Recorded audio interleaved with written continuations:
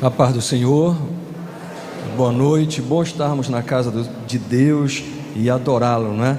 Adorar a Deus é maravilhoso, mas adorar em conjunto parece que fica mais gostoso, não é? Parece que o fogo ele vai juntando, igual aquelas brasas pequenininhas quando a gente faz um churrasco, não é? Parece que a pressão vai aumentando, a temperatura vai aumentando, é muito bom ouvir os louvores e principalmente adorar a Deus. Quero te lembrar que se você ainda não pegou a sua revista da Escola Bíblica Dominical, por favor, na saída, você pega a revista ali no diaconato, tá bem? Lembrando, queridos, é um favor que a gente pede. Você sabe que essa revista, ela tem algo para nós que é inédito. Ela está no app, no celular, no programa de celular. Então, toda semana, você pode baixar aquela lição que está sendo ministrada, ou você pode baixar toda a revista. Isso é uma bênção. Quanto é que custa a revista ou baixar esse programa no meu celular? Gente, pelo amor de Deus, não é nada. Não custa nada. Esse é um esforço muito grande do professor Max. Faça assim, professor Max, sempre bom, não é? Honra quem tem honra, do grupo de educação, do Instituto Aviva, para que a gente possa alcançar igrejas que às vezes, e pessoas que não têm como pagar uma revista, e agora está à sua disposição uma revista de muita qualidade. Os irmãos estão entendendo? Quer dizer, você pode falar com alguém do interior, algum conhecido seu, e falar assim: não, olha, o Instituto Aviva, ele tem uma revista que é de muita qualidade, e ela está disponível e é de graça para você, para a sua igreja. Você já pensou quantas pessoas a gente pode alcançar? Então seja um missionário, por favor, e trabalhe junto com o eixo de educação. Falando em educação, eu estava me lembrando do Isonel. Nessa noite eu quero falar um pouquinho sobre mordomia. E por que mordomia? Eu não sou exatamente um fã das campanhas, ok? Mesmo que seja assim, as pessoas sabem de cesta básica, de um jantar, um almoço que vai ser sorteado, a gente entende isso, mas eu queria conversar um pouco sobre mordomia, do corpo, da alma e do espírito, e eu quero dar um pouco mais de ênfase hoje nessa mordomia financeira. Por quê? Pela nossa própria condição de estar envolvido em algumas campanhas, de algumas coisas que a gente ouve no decorrer dos dias, pela característica da nossa igreja, que você sabe, ela prima por ser doutrinariamente uma igreja conservadora, ao mesmo tempo que ela é desafiadora, quando ela lança, por exemplo, aquilo que a gente está falando, quando tem um círculo de leitura, por exemplo, professor Eduardo, faça assim, olha, o professor Eduardo Costa, que é o coordenador do eixo de política e governo, está fazendo leituras, círculo de leituras de grandes livros de cosmovisão, trazendo à luz muita coisa interessante, aberto a todos. Nós temos um curso com o pastor Alisson Rangel, lá da Espanha, que é uma das pessoas que mais entende de cosmovisão do mundo, cosmovisão, não só cosmovisão bíblica, mas cosmovisão de uma forma geral. Esse curso já está sendo divulgado, e por favor estejam atentos a todos esses eixos de influência, onde você sente o chamado do Espírito Santo. Eu tenho certeza que em algum deles, ou em alguns deles, você sente. E me lembrei do eixo educação e do Isonel, porque tem um curso aqui na igreja, que você, acho que a maioria conhece, que é o CRAU, que é o Finanças à Luz Bíblica. E nesse curso, o autor, ele fala algumas coisas muito interessantes. Por que esse curso é importante? É importante porque às vezes os cristãos, eles não conseguem entender como a prosperidade financeira acontece na vida de quem serve a Deus.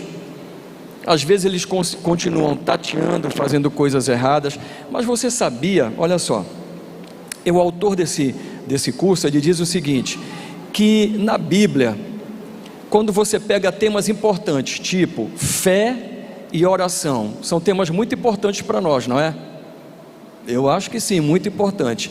Na Bíblia tem cerca de 400 versículos falando de fé e de oração. Eu pensei que tivesse mais, sinceramente. Segundo a pesquisa desse autor, é mais ou menos isso que tem, pouco mais de 400.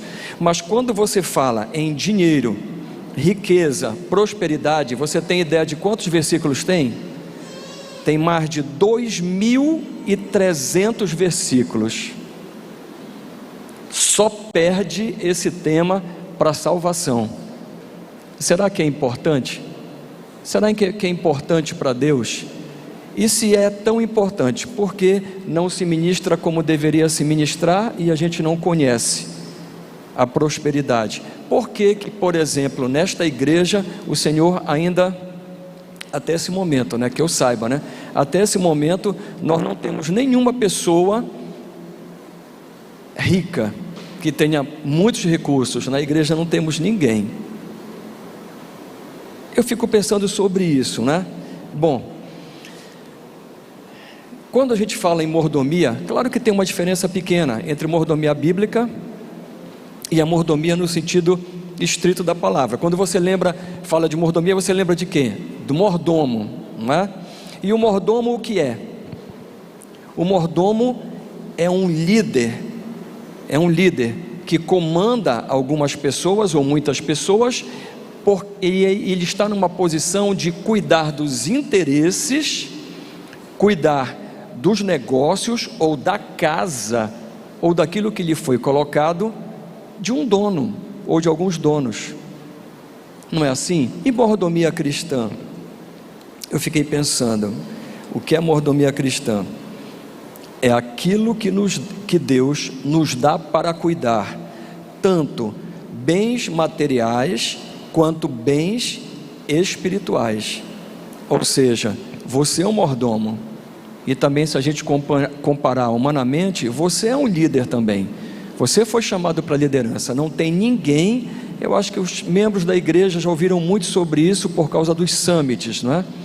Quem nunca ouviu falar, é o maior treinamento de liderança do mundo. Nós devemos ter, estava previsto o nosso para março. O último que nós fizemos foi próximo do final do ano, para jovens e adolescentes, mas nós seguramos um pouquinho, ok? O eixo negócios, empreendedorismo segurou o summit. Por quê? Por causa da nossa bandeira, da nossa situação atual. Como nós temos uma situação que ainda é um pouco preocupante e instável ainda, então resolvemos segurar o summit, ver os acontecimentos, como é que vai se portar a evolução ou não dessa doença, e depois a gente remarca o summit rapidamente, ok? Bom, quando a gente fala em mordomia, eu me lembrei de um texto que é bastante interessante e que está em Provérbios, capítulo 3, e eu gostaria de ler com os irmãos, do verso do 1 até o verso de número 13. A gente vai acompanhar aqui pela mídia, tá bem? Vamos lá então. Filho meu, não te esqueças dos meus ensinos, e o teu coração guarde os meus mandamentos, porque eles aumentarão os teus dias e te acrescentarão anos de vida e paz. Não te desampare a benignidade e a fidelidade, ata-as no teu pescoço, escreve-as na tábua do teu coração, e acharás graça e boa compreensão diante de Deus e diante dos homens. Confia no Senhor de todo o teu coração, e não te estribes, não te apegues, não ouça o teu próprio entendimento. Reconhece-o em todos os teus caminhos, e ele endireitará as tuas veredas. Não sejas sábio aos teus próprios olhos, teme ao Senhor e aparta-te do mal. Será isto saúde para o teu corpo e refrigério para os teus ossos. Honra ao Senhor. E eu queria que você gravasse essa palavra. Ela está no centro de toda a mordomia cristã. Honra. Honra ao Senhor com os teus bens e com as primícias. Outra palavra central: primícias de toda a tua renda. E se encherão fartamente os teus celeiros, e transbordarão de vinho os teus lagares. Filho meu, não rejeites a disciplina do Senhor, nem te enfades, nem fiques magoado da sua repreensão, porque o Senhor repreende a quem ama, assim como o pai ao filho a quem quer bem. Feliz é o homem, a mulher que acha sabedoria, e o homem e a mulher que adquire conhecimento.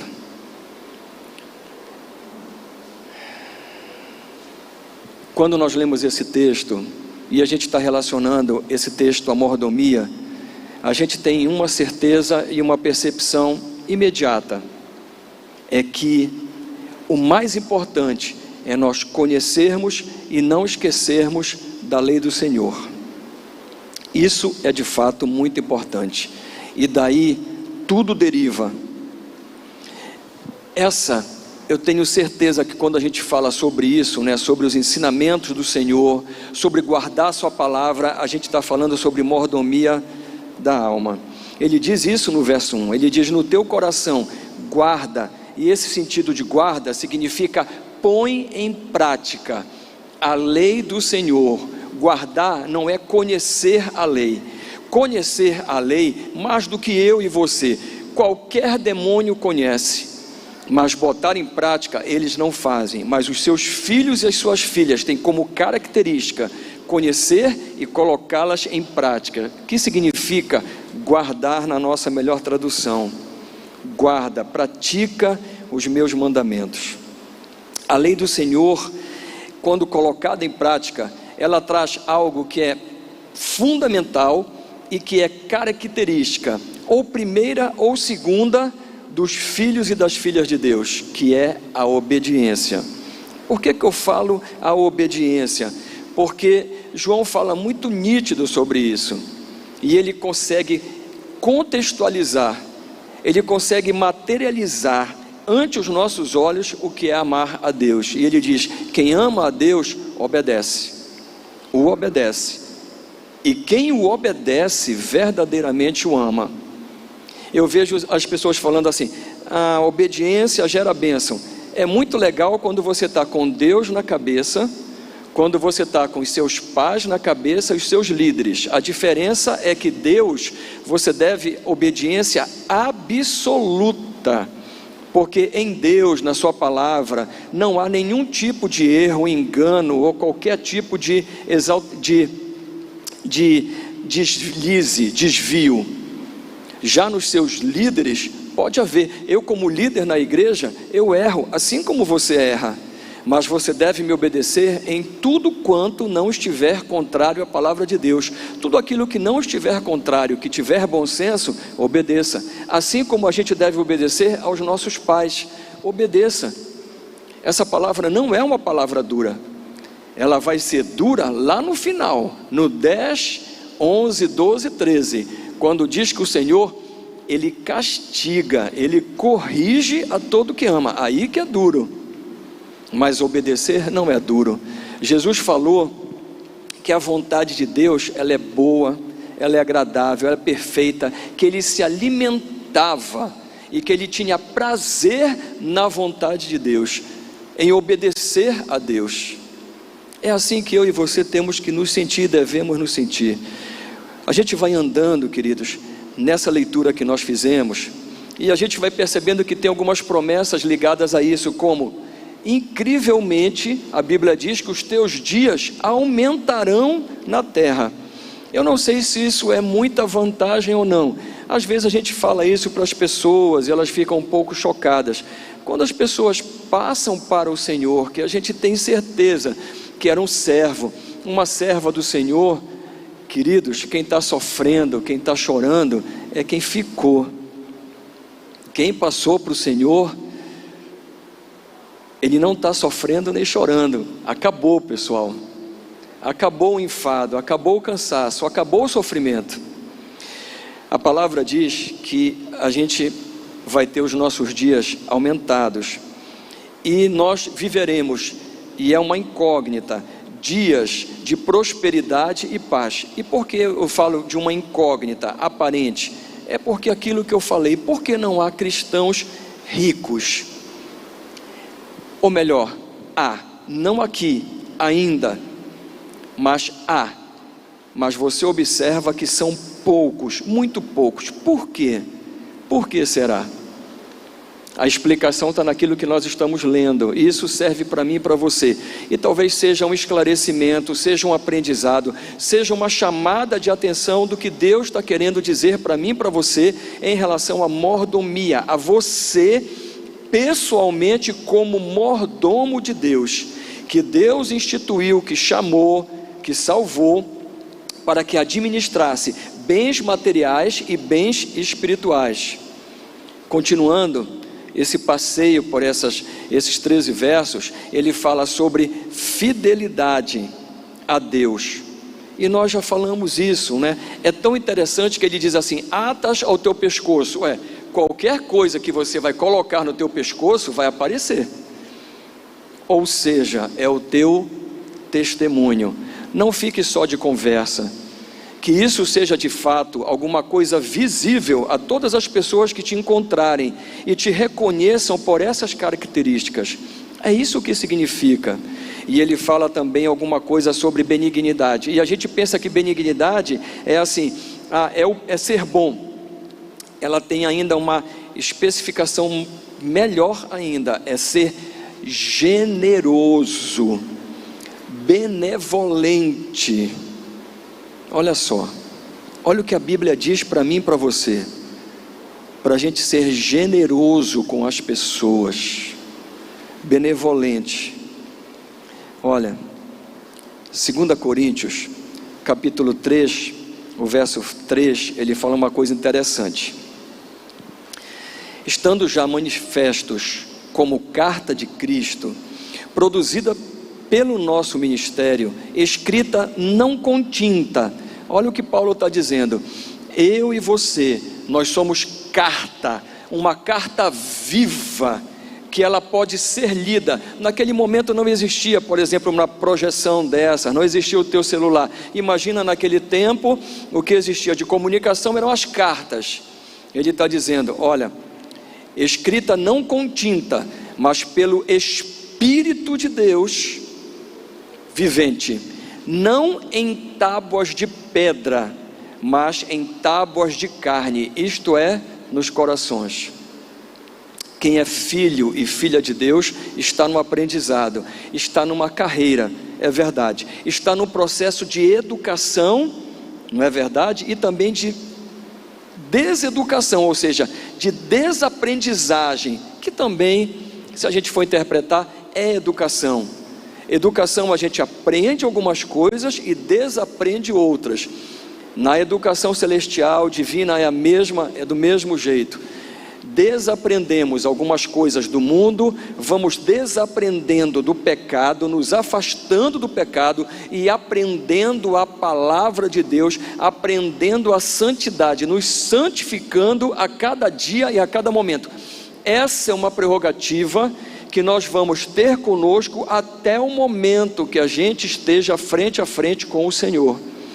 Santificação é um processo. Olha, por isso que a Bíblia diz que a gente vai ser louvado entre os homens, quando nós tivermos essas características, nós fizermos força de verdade para aprender a palavra de Deus, colocarmos em prática, testemunharmos, a nossa vida seja uma carta viva, alguém que te conhece e diz: o exemplo, ele era desta forma, mas ele mudou radicalmente. Eu não sei o que aconteceu com ela, por que ela está tão diferente, por que ela está tão generosa, por que ela está atraindo a atenção das pessoas? porque ela é uma carta viva, ele é uma carta viva, ele está se deixando tratar o seu caráter, tratar a sua vida pelo Espírito Santo. Ele diz assim na tua vida e na minha vida, em relação à mordomia, ele diz, confia no Senhor, lá no verso 5, de todo, assim, verdadeiramente, confia no Senhor, não se apoie no teu próprio entendimento, porque isso será ruína para ti. Você já percebeu que existe uma luta, e a gente está sempre lutando entre aquilo que a gente quer e aquilo que Deus quer, aquilo que a nossa carne quer e aquilo que o Espírito quer? Se você fizer assim, e colocar Deus em primeiro lugar, Ele irá consertar todas as coisas da tua vida, as veredas da tua vida. Essa é uma promessa indescritível, maravilhosa. Não há nada maior do que a gente saber que quando Deus está no comando da nossa vida, quando a gente permite que isso aconteça, amados, Deus transforma a minha vida e a tua vida. O nosso inimigo, por mais que tentem nos vender que ele está fora, ele não é o nosso maior inimigo. O nosso maior inimigo é aquele que detém a decisão sobre as questões cruciais da nossa vida. E quem é que detém a decisão sobre as questões cruciais da tua vida? É você. Você pode ser o teu maior aliado ou o teu maior inimigo, dependendo de aonde você vai colocar as tuas decisões. A mordomia da vida, a gente coloca as decisões, tudo aquilo que é importante na nossa vida, nas mãos de Deus e na direção de Deus. E isso precisa ser de modo total. Colocar as decisões na mão de Deus é difícil. Agora, colocar as decisões nas mãos de Deus, principalmente quando está relacionado a recursos materiais, a dinheiro, a poder e a sexo, existe uma guerra brutal entre cada um de nós, porque a nossa carne, impregnada pelo pecado, ela deseja exatamente o contrário da vontade de Deus. Olha, o verso 7 ele fala, não resistas, não queiras fazer a tua própria vontade. E aí ele diz, honra. E eu quero colocar honra com um sinônimo que para mim pareceu o sinônimo mais adequado. Eu peguei vários versículos sobre honra e no fundo, na etimologia deles, eles querem dizer uma única coisa de modo preponderante e coincidente nas citações: respeito. O que é honra é respeito. Respeito. Se você pudesse ler de uma outra forma, dizia assim: respeite a Deus. E o que é o respeito a Deus? É o temor a Deus. É quando você o conhece tanto, sabe a sua natureza, o seu caráter, que você o respeita, você o teme, e você faz isso não por tremor, mas por livre vontade, porque você deseja verdadeiramente relacionamento e aproximação com o Senhor. Por isso que ele diz: honra o Senhor e te afasta do mal. As consequências para mim e para você, quando nós honramos ao Senhor e nos afastamos do mal, segundo o verso 8, ele diz que é saúde para o teu corpo e vigor para os teus ossos. Acabamos de ouvir uma citação dessas, não foi? O pastor esteve aqui em cima agora e estava citando sobre plenidade, estava falando assim, lembra que citou Josué? E falou assim: ora, eu já estou avançado de idade, mas eu tenho vitalidade como nos dias da minha mocidade. O que é isso, pessoal? É o cumprimento deste versículo. As consequências de temer, de honrar a Deus, será saúde para o teu corpo e vigor para os teus ossos. E eu queria entrar também, não só na mordomia da vida, a gente está falando um pouco de mordomia da alma, do espírito, mas eu quero falar naquilo que eu disse que é me deter, que é mordomia dos bens. Ele diz no verso 9, honra ao Senhor, honra, troque, respeite o Senhor, olha só, com os teus bens e com as primícias de todos os teus bens. Isso é muito forte? É, mas não é pesado, de modo nenhum é pesado, pelo contrário, é esclarecedor e é absurdamente libertador, quando você procura entender isso e deixar a palavra penetrar, e Deus te dá uma outra conotação. Eu fico muito à vontade para falar, e quem me conhece sabe disso. Essa é uma igreja que não tem apelo, não tem culto de prosperidade, não tem absolutamente nada. Pelo contrário, eu acho que eu erro por falar menos, por pregar menos, por ensinar menos sobre essa área, já que nós lemos aqui, inicialmente, a introdução dizendo que tem mais de 2.300 versículos que falam sobre prosperidade e bens. Talvez eu erre por não falar, e talvez eu erre e não me sinta muito à vontade, porque a gente vê tantas igrejas que agem diferente, igrejas que não são transparentes, que não prestam contas, pessoas enriquecendo, pastores fazendo carreira profissional, com muito dinheiro, e a gente fica um pouco retraído, talvez um pouco envergonhado. Eu me lembro que há algumas semanas atrás eu fui nessa loja de material de construção, e a gente acabou falando alguma coisa sobre política, e é complicado falar sobre política com quem não se conhece, e ele diz assim, mas isso e diz em todo lugar, assim como todo pastor é ladrão. Olha só, ele soltou isso na minha cara. Aí eu parei assim, uau. Aí tem duas coisas, né? Duas atitudes, né? Uma que é mais humana, que é dizer, Senhor, que ele responda pelo que ele está falando. Tu é a vingança, está aí, ó. Então está na tua mão. Ele está me ofendendo, eu não sou ladrão. A outra diz assim, essa é menos humana, né? Senhor,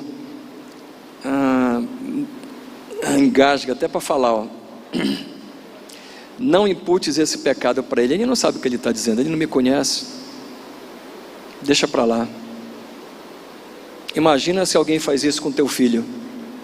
Imagina se alguém faz isso com a tua filha. Você já pensou? A injustiça, o desequilíbrio, a justiça mexe muito, né? E Satanás sabe qual é o ponto fraco de cada um de nós, né? Então, cara, assim, para levantar a voz para mim, para me chamar de ladrão ou algo parecido, ele tem que estar muito drogado fora dele, ou endemoniado, ou sei lá o que. Aí eu fiquei pensando, não, Senhor, deixa para lá, bora lá. Tu falaste que a gente deve se alegrar quando a gente for injuriado, né? Quando a gente for, então deixa para lá, então galardão no céu, vamos prosseguir. Ok. Queridos, esse versículo ele é muito forte, porque ele está falando de respeito ao Senhor, aquilo que ele está orientando. E eu tenho que dizer uma coisa para você, pelo Espírito, uma parte desta igreja não tem respeitado o Senhor. Eu sinto muito em falar, dói um pouco para mim. Eu não precisava falar e nem me expor, mas no dia que eu não disser, que eu não conseguir falar as coisas que o Espírito Santo bota no meu coração, está acabando para mim, ou acabou já. Uma parte desta igreja não tem respeitado o Senhor com os bens, tanto materiais quanto espirituais. Uma parte desta igreja não tem respeitado ao Senhor, porque tem desprezado as primícias do Senhor. E eu quero te chamar a atenção para algumas coisas, e vou ler alguns textos para não ficarem nas minhas palavras. Malaquias capítulo 1, verso de 6 a 10. Por favor, vamos ler juntos. O filho, ele honra o pai, e o servo honra ao seu senhor. Se eu sou o pai, onde está a minha honra? Olha só o que Deus está falando. E se eu sou o Senhor, onde está o respeito para comigo? Diz o Senhor dos exércitos a vós outros, ó sacerdotes, que desprezais o meu nome. Vós dizeis: em que desprezamos nós o teu nome? Ainda são cara dura, não é? Ofereceis sobre o meu altar pão imundo, e ainda perguntais: em que te havemos profanado? Nisto que pensais: a mesa do Senhor é desprezível. O Senhor está desprezando essas ofertas que estão descritas aqui, e a mesa da proposição. O Senhor diz: não recebo e desprezo. Vai mais além: quando trazeis animal cego para o sacrificardes, não é isso mal? E quando trazeis o coxo ou o enfermo, não é isso mal? Olha o que o Senhor está falando. Ora, apresenta-o ao teu governador, acaso terá ele agrado em ti? Será favorável? Ou seja, faz isso com o homem, engana o homem. Você tem uma coisa A para alguém que você prometeu e você dá B. O homem não vai se chatear contigo? Vai. Agora, olha o Senhor que diz o coração, diz o Senhor dos exércitos: agora, pois, suplicai. Olha, Deus está tão irado e desprezou a oferta de qualquer jeito, que ele diz: suplicai o favor de Deus, que nos conceda a sua graça, o presente merecido. Com tais ofertas nas vossas mãos, aceitará ele. Olha só o que ele diz, preste atenção, que isso é fundamental. Com tais ofertas que estão enganando, que não é aquilo que você deveria ofertar a Deus, conhecendo e respeitando. Olha só: com tais ofertas nas vossas mãos, aceitará ele a vossa pessoa? Diz o Senhor dos exércitos: tomara houvesse entre vós quem feche as portas, para que não acendesseis debalde o fogo do meu altar. Olha só, melhor não fazer. Eu não tenho prazer em vós. É muito duro. Diz o Senhor dos exércitos: nem aceitarei da vossa mão a oferta. Uau! Honra, esse é o princípio da mordomia. O Senhor não aceita a oferta de qualquer jeito. A oferta, queridos, entenda, eu sei que é um pouco complicado entender isso, né? Mas Deus, Ele não está interessado na oferta, Ele está interessado no ofertante, é quem está ofertando. Você consegue entender? Não é a oferta. O que é que você vai ofertar para Deus? O que é que eu vou ofertar para Deus? Deus está interessado em mim e em você, antes de qualquer coisa.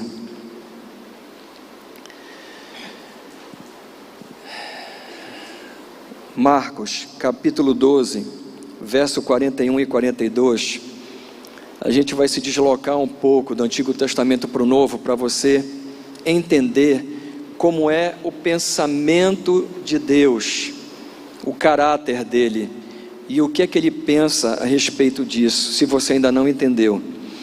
Assentado, está falando sobre Jesus, diante do gasofilácio. Não sei se você sabe, algumas igrejas, ela tem uma espécie de cofre fechado, que você levanta e deposita. Outras, como a nossa, recolhe as ofertas e os dízimos. Tem algumas igrejas, inclusive, que tem um subterrâneo, as mais antigas, tradicionais.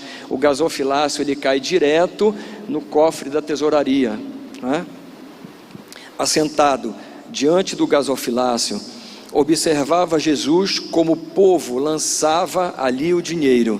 Ora, muitos ricos depositavam grandes quantias. Vindo, porém, uma viúva pobre, depositou 2 pequenas moedas, correspondentes a 1 quadrante. quadrante era a menor divisão da moeda romana. Vocês imaginam Jesus numa sinagoga, o alvoroço que era e a inquietação que essa sinagoga ficasse. Então, um exemplo para vocês de uma forma menos claro, e não, sem comparação, mas para a gente ter uma ideia.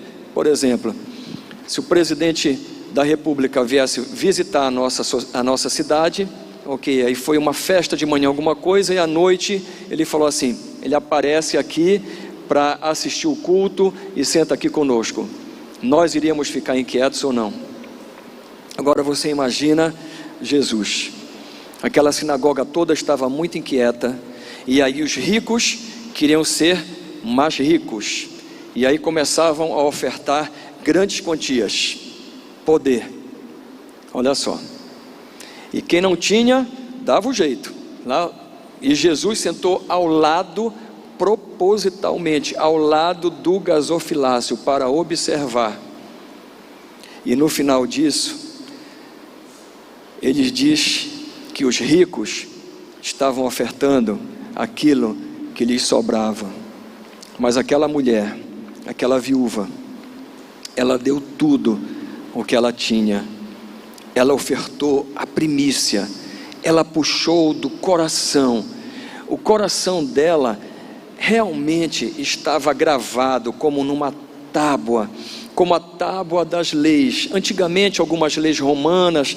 algumas coisas lá para trás, elas eram escritas em tábuas, às vezes com cera, e Deus fala assim, ó, escreve no teu coração, nas tábuas do teu coração. Aquela viúva, realmente ela estava passando por muita dificuldade. Eu não sei se você entende esse contexto, né? Antigamente, por que a Bíblia fala sobre isso, né? Órfãos e viúvas, até hoje nós temos muitas dificuldades, né? Mas imagine uma viúva, que ela tem a renda, é uma mulher de casa, não tem nenhuma renda e o seu marido morre, já é uma pessoa idosa. É muito difícil para uma viúva e para órfãos, não é? Perderem os pais. E Jesus diz assim, olha, ninguém ofertou mais do que a viúva pobre, porque ela ofertou de primícias, ela ofertou tudo o que ela tinha. A oferta, ela não é quantitativa, a oferta ela é qualitativa. 2 Coríntios capítulo 9, verso 7, ela diz assim, ó, cada um contribua segundo tiver proposto no coração, não com tristeza, nem por necessidade, nem por pressão, nem por eloquência do púlpito, não, mas porque Deus ama a quem dá com alegria. Eu conheço uma pessoa que frequentava uma igreja aqui, e nessa igreja tem muita retórica e muita eloquência para a oferta, e essa pessoa chegou ao ponto de dar a sua casa, a sua única casa. Até hoje não consegue esquecer e não tirar isso do seu coração. Olha só que marca indelével Satanás deixou no coração dessa pessoa. Não consegue. Se essa pessoa não ouvir algo como vocês estão ouvindo esta noite, para cobrir o engano, o mal que foi feito, se você tem coisas que te machucaram, pessoas que te enganaram, levaram, e você não tirar essa mágoa do teu coração, isso é mal para você.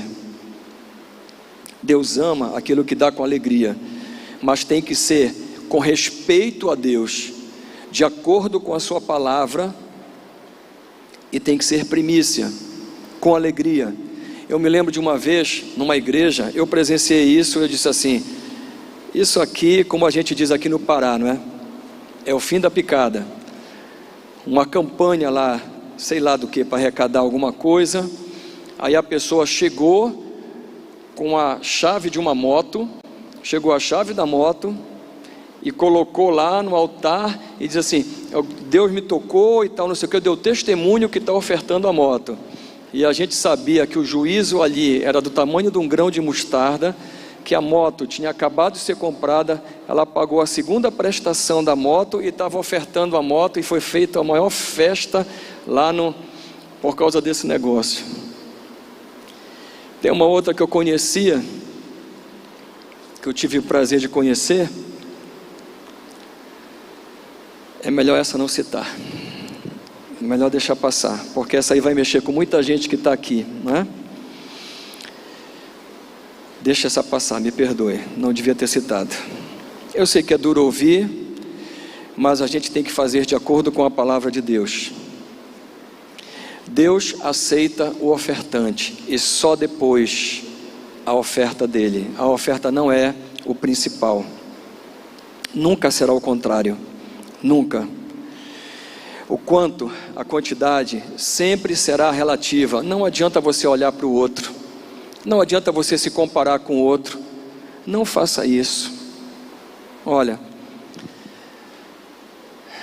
eu me lembro que há 3 semanas atrás, mais ou menos, 3 semanas, né? 3 semanas, nós conseguimos instalar e ligar os ar-condicionados. Eu sei que várias pessoas aqui ofertaram para isso, mas eu quero te dizer uma coisa: não se aborreça comigo, você não ofertou para o Senhor, você ofertou para você mesma. Eu estou errada? Não está errado. Nós ofertamos para que a gente tivesse um pouco de conforto. Mas eu quero perguntar uma coisa para você: com essa temperatura de 21 graus aqui, ou com a temperatura de 35, qual é a diferença para o Espírito Santo operar? Me diga aí. Pastor, isso é uma coisa má? Claro que não, não é mal.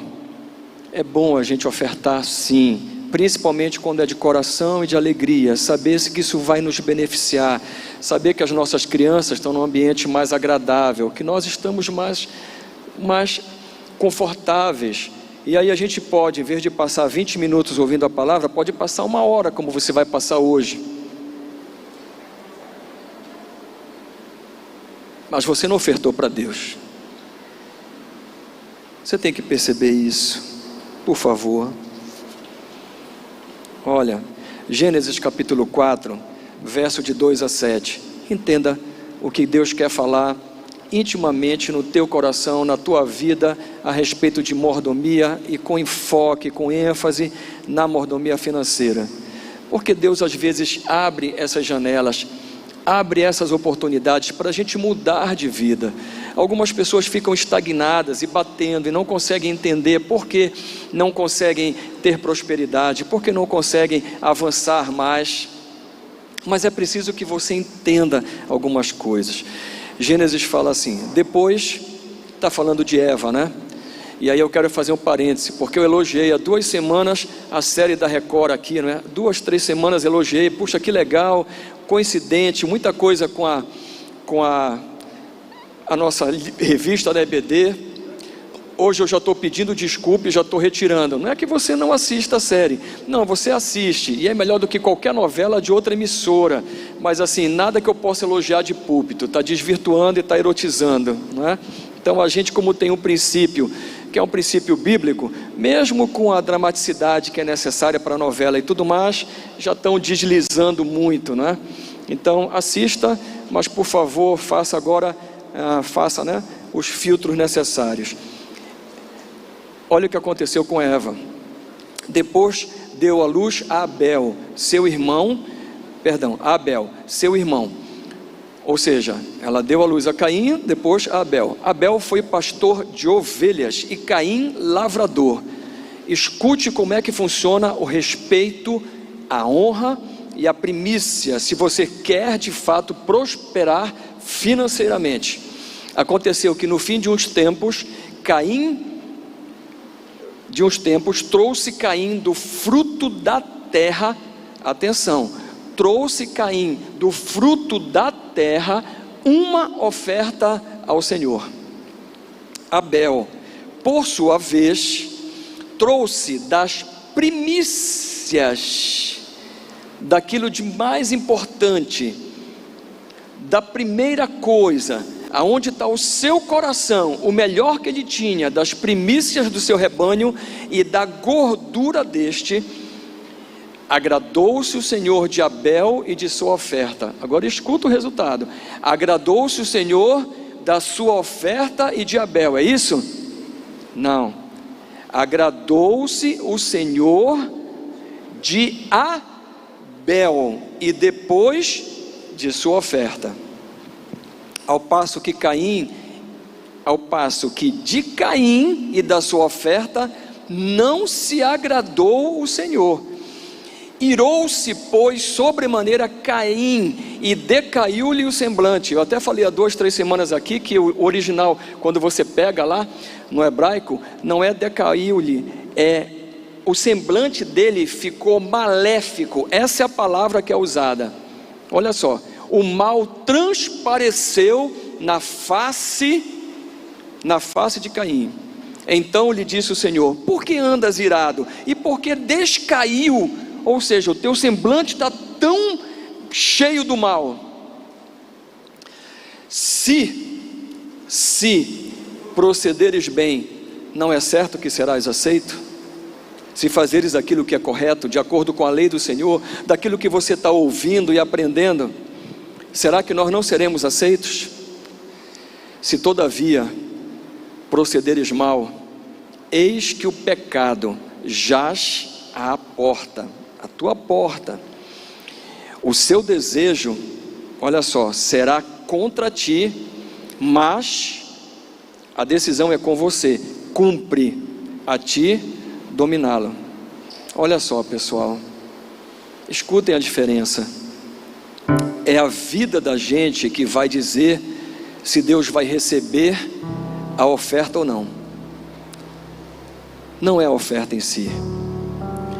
Quando a gente falou sobre Malaquias, que eles dizem assim: eu estou pegando um animal de qualquer jeito, entendeu?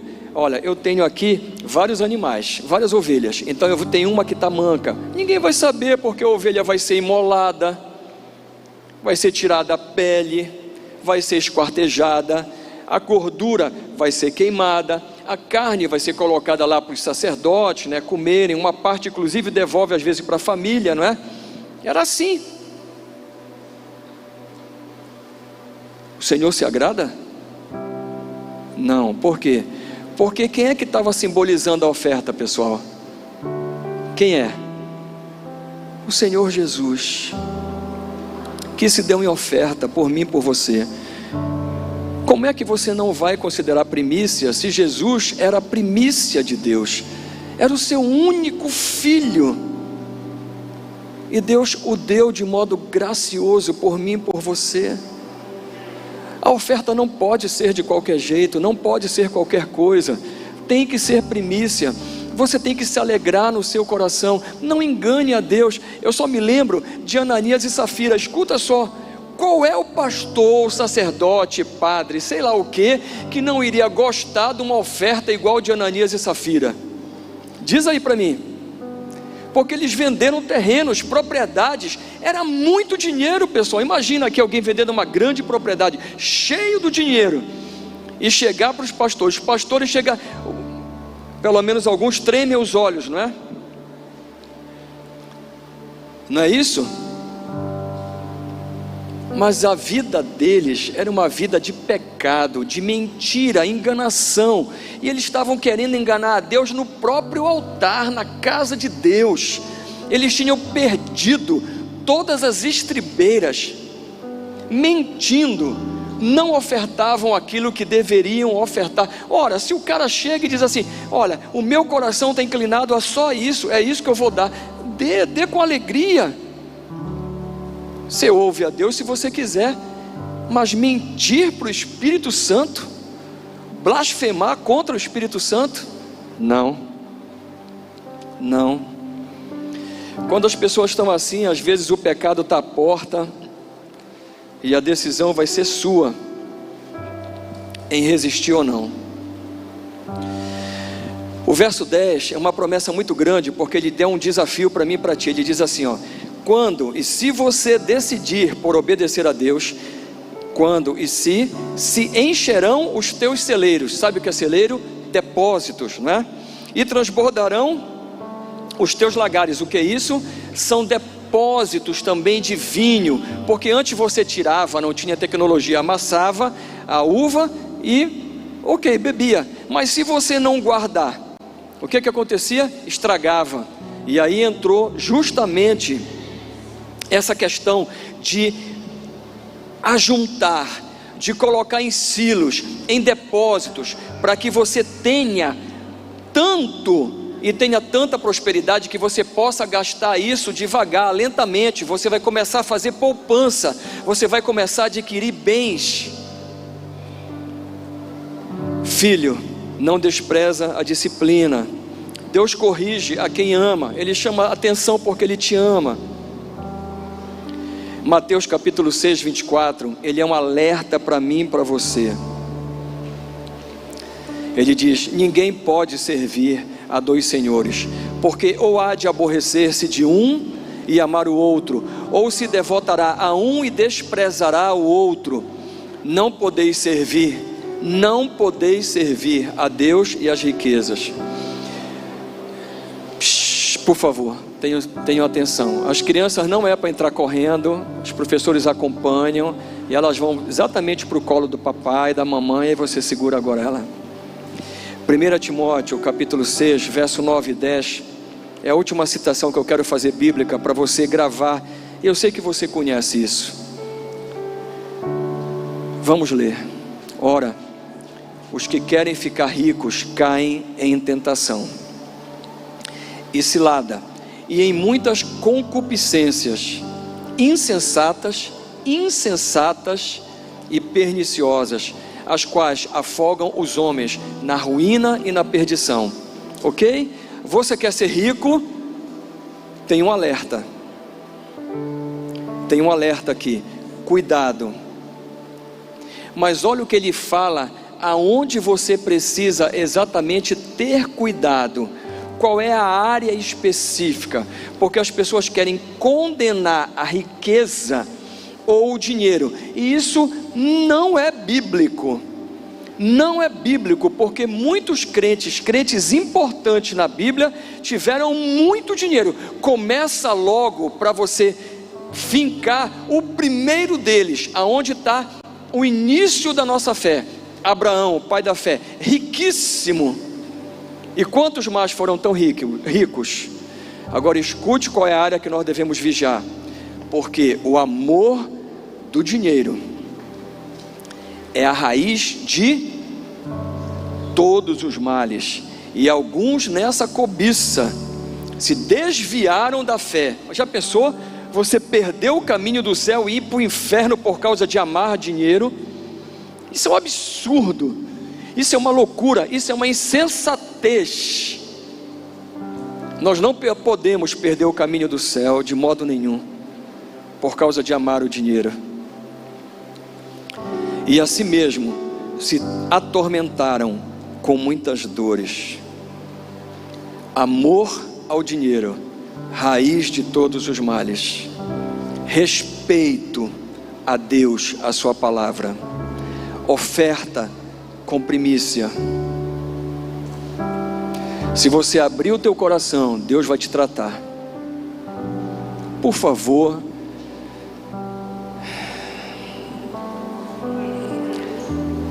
às vezes eu não sou de falar muito sobre isso, né? É porque chegou o momento de falar. Às vezes eu vejo algumas pessoas que têm 10 vezes, 100 vezes o que outras têm aqui na igreja. E eu vejo essa que tem 100 vezes menos, às vezes ofertando R$100. E a que tem 100 vezes mais, vem, entra e oferta R$100. Eu não estou inibindo você. Olha só, o meu papel não é esse. O meu papel é te chamar a atenção para os perigos da riqueza, que é basicamente não honrar a Deus, não tratar as ofertas como primícia, pegar qualquer coisa e de qualquer jeito. Não faça isso.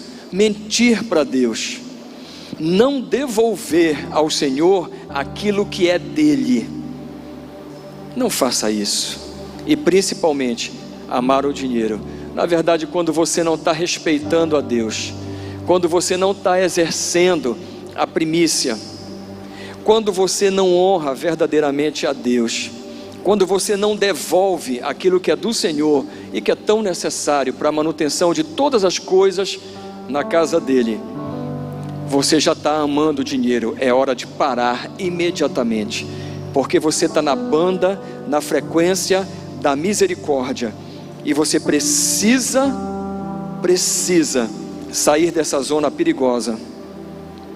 Eu vou dar um testemunho, eu já dei outras vezes, não é? Por favor, não pense que sou eu ou que é alguma coisa. Não é isso, é o que Deus faz. E se Deus fez, o Espírito fez, a gente deve testemunhar para a gente crescer espiritualmente. Eu não vou falar por uma pessoa que é muito próxima, que é da minha família, que fez a mesma coisa, mas eu vou falar por mim. Eu ouvi a palavra de Deus num culto, enquanto eu estava aquartelado na Marinha. Depois eu fui numa igreja lá no Rio de Janeiro, porque me pediram para ir ou alguma coisa. Aí eu ouvi a palavra, entendi aquilo ficou zoando na minha cabeça, igual um zumbido que eu tenho. E eu li a Bíblia, porque minha mãe católica falava assim: meu filho, leve a Bíblia com você. Eu nunca li a Bíblia. Lá em casa estava aberta lá, né?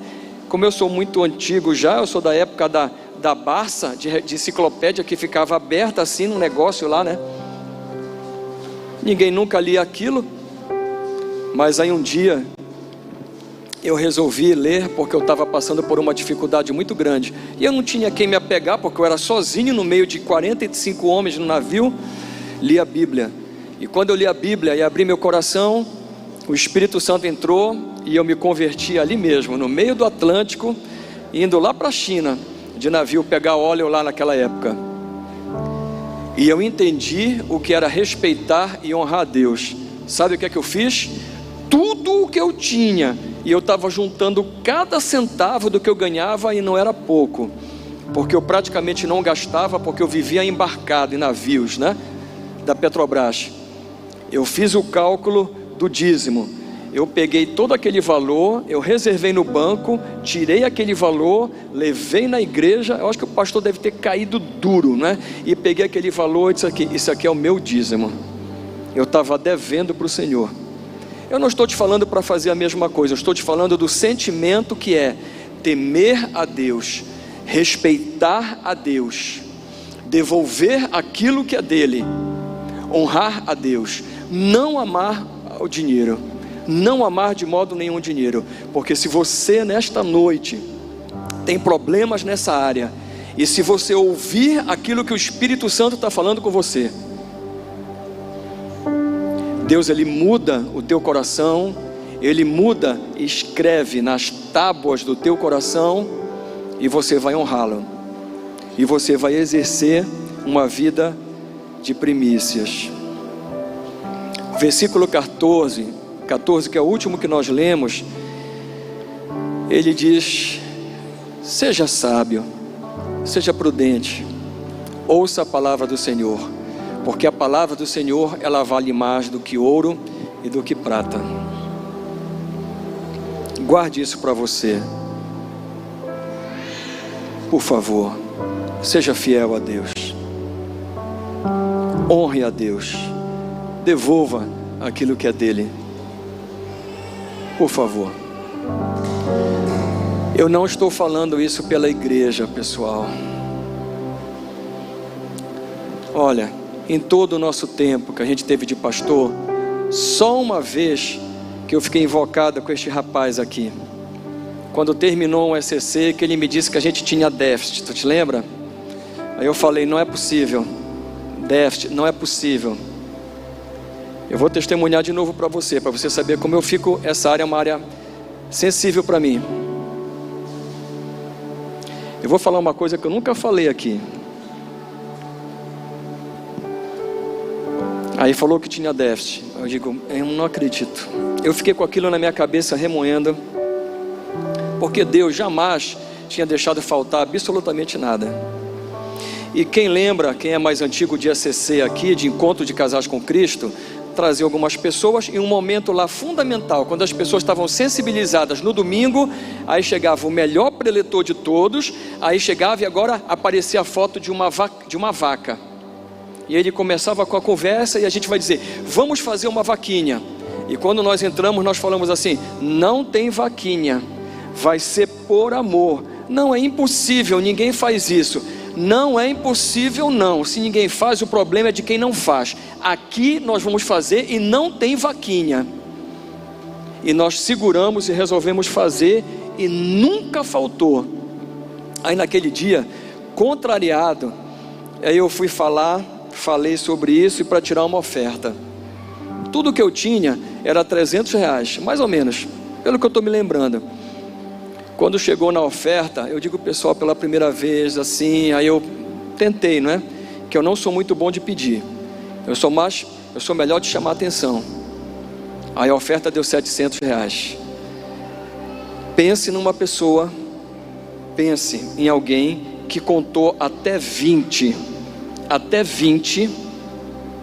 para não colocar o dinheiro aqui, ó, e falar, você que ofertou, pode levantar, por favor, do seu lugar. Me faça essa gentileza, levante do seu lugar e venha buscar o seu dinheiro de volta aqui. O que você ofertou, levante, porque a sua oferta eu tenho condições de cobrir. Eu vou cobrir essa e o dobro.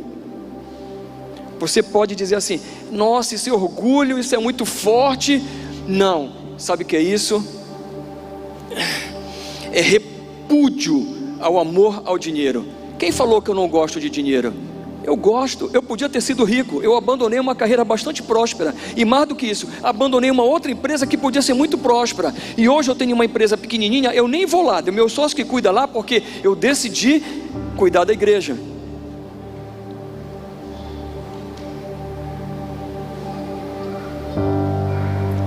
O que você tem dado para Deus? Devolvido para Deus ou ofertado? É animal coxo, cego, é de qualquer jeito?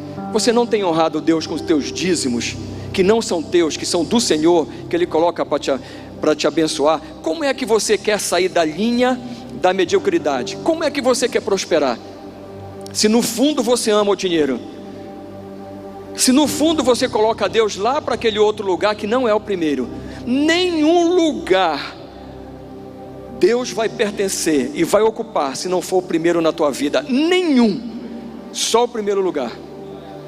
Eu quero te dizer para encerrar, que aonde estiver o teu tesouro, seja você quem você for, desde o mais humilde até o mais rico, aonde estiver o teu tesouro, é aí que vai estar o teu coração.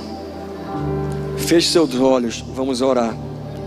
Pergunte para Deus agora, onde é que está o meu tesouro? Eu tenho agido de forma correta? Eu tenho dado a primícia? Eu tenho voltado ao primeiro amor? Ou isso aqui é só um clube legal, um local legal? Eu tenho de fato desejado obedecer a Deus? Pai, em nome de Jesus, eu te peço misericórdia. Tu sabes, Senhor, que a mordomia, ela deve ser exercida em todas as matizes, no nosso corpo, e às vezes eu não cuido bem dele, no nosso espírito, e às vezes também não faço isso, da nossa alma também, Senhor. Deus tem misericórdia, trata primeiro a mim. A minha boca, ela sempre vai ser mais próxima dos meus ouvidos. Sou eu o primeiro a receber. Deus, que não seja nada para ti que não seja o melhor, que seja de fato primícia, que a gente te honre, te respeite, Senhor, que a gente tenha zelo pela tua casa, pelas tuas coisas, que não haja falta. É impossível numa igreja alguém desta igreja passar fome, é impossível. Tem que fechar esta igreja, a não ser que essa pessoa seja extremamente orgulhosa, esteja afastada de Deus, mas é impossível que haja necessidades básicas na tua igreja, sem que essa igreja não atenda, que essa igreja não atue, que não cuide de órfãos, de viúvas, dos mais necessitados, Senhor. Senão esse cristianismo é de Araque, e nós não vamos viver cristianismo de Araque. Portanto, Senhor, a tua palavra fala, e nós lemos isso, que tu corriges, que tu disciplinas a todo o teu filho, e a palavra abriu exatamente falando isso. Filho, filha, ela é específica para os teus filhos. Eu não espero que ninguém que seja teu filho ou tua filha ouça essa palavra, ou o teu Espírito Santo vá ao encontro dela, mas eu sei que aos teus filhos e às tuas filhas que têm falhado na mordomia cristã, nesta noite tu estás falando nos corações, nas mentes, Deus, e eu te peço que o teu Espírito convença de todo pecado, justiça, juízo, transforme as suas vidas, que elas passem a ser fiéis a ti, te honrar verdadeiramente com as primícias de toda a sua renda, como é a tua palavra, dos seus bens, Deus. Deus, em nome de Jesus, tem misericórdia, mas trata a cada um de nós. Se precisar castigar, castiga.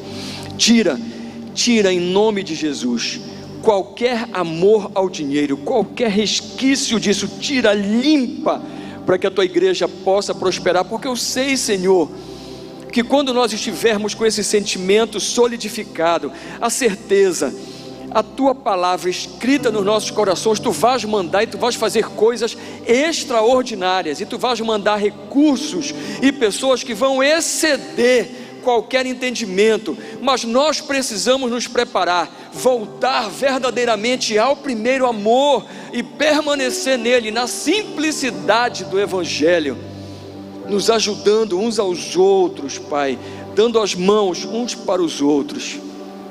Deus, nos trata, nos cura e faz sobretudo a tua vontade em cada um de nós. Eu oro a ti, nós oramos a ti, juntamos as nossas orações, Pai, amarrando-as aqui para que elas sejam amarradas no céu, e que a tua vontade se cumpra sobre tudo e todos. Oramos em nome de Jesus, amém. Estenda suas mãos, e que o amor indescritível de Deus, o teu Pai, o meu Pai, a graça, o presente imerecido do teu Senhor e do teu Salvador, do meu Senhor e do meu Salvador Jesus Cristo, a unção, a consolação, a presença, os ensinamentos do seu Santo Espírito, que é o teu melhor amigo e que está presente em você e que está presente em mim e que também é o meu melhor amigo, seja com você. E eu profetizo que isso resplandeça para todos os teus familiares e todas as pessoas, como que atados ao teu pescoço e testemunho da tua vida. E quantos recebem, digam amém. Amém. Deus abençoe, boa semana a todos.